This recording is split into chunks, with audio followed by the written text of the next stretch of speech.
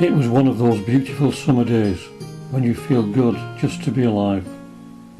William Scott had retired from work recently and enjoyed his country hikes twice a week. Today he had a spring in his step and almost skipped across the moors.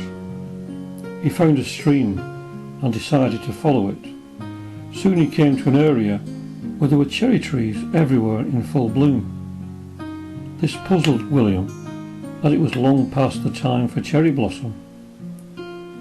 He soon noticed he was approaching a village. This also surprised him, as he did not expect to find a village at so remote a location on the moors. When he reached it, he found it to be the most perfectly quintessential English village he had ever seen. Beautiful ivy-covered cottages, a village green, and a lovely duck pond. He passed a tea shop and decided to have tea and scones. Inside there were several people who all smiled as he passed. He found a table and sat down. A young waitress soon arrived to take his order. "What can I get you, sir?" she asked. "Just tea and a cream scone," he replied. "I haven't seen this village before. What's it called?" "We call it Cherry Blossom Summer, sir. We moved here during the war for safety." "Which war do you mean?" "Don't know, sir. We just call it the war." "I'll get you a tea and scone." A young couple on the next table started talking to him.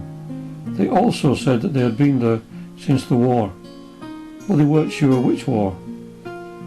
Both of them were extremely friendly, but neither could explain how they had arrived there, or why cherry trees were in blossom in July, or indeed how the village had come into being. Nor could they explain where any supplies came from. They were just there.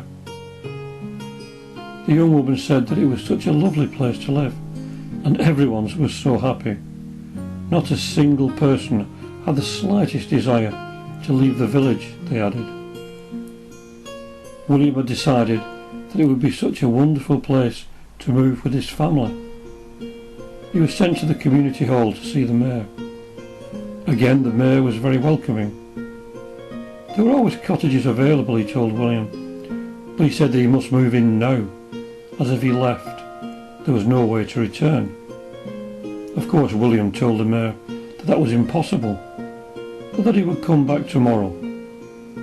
He didn't really believe the mayor's words. The mayor smiled and waved as William walked down the main street, and from the cafe and every house people came out to wave him goodbye.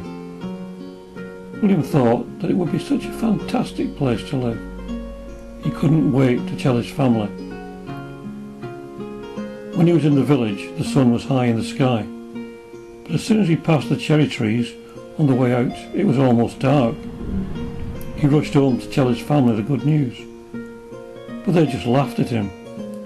This rather upset William, and the next day he convinced one of his sons to accompany him on his hike. They went over the moors and along the stream, but when they reached the place where the day before there were cherry blossoms, there were no cherry trees, and where the village once was, only grass and a few sheep. From that day on, his wife and sons kept a close eye on him, as they suspected he may be in the early stages of dementia. As for William, he took the cherry blossom route many times, but never again did he find the village.